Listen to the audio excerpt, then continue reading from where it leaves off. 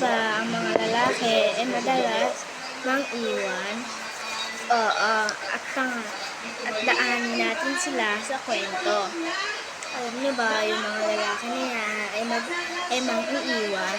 Meron pala akong mga napanood sa Facebook. Sa Facebook nga po pala ay meron kang mga matutuklasan na kwento.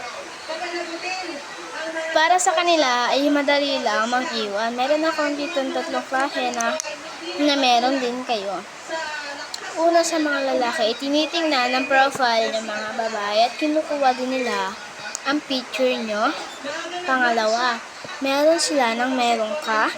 Pangatlo, hindi nila pinapahiram ang cellphone o kahit kanino, ang gamit man o kahit kanino.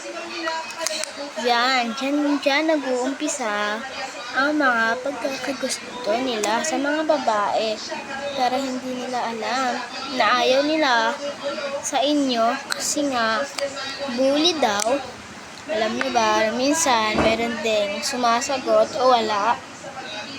Para sa mga babae, madali lang mang-iwan, pero ang hindi nila alam ay mas masakit.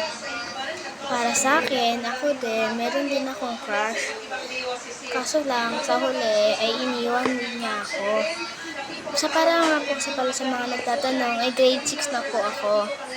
At siya ay grade 7 ako.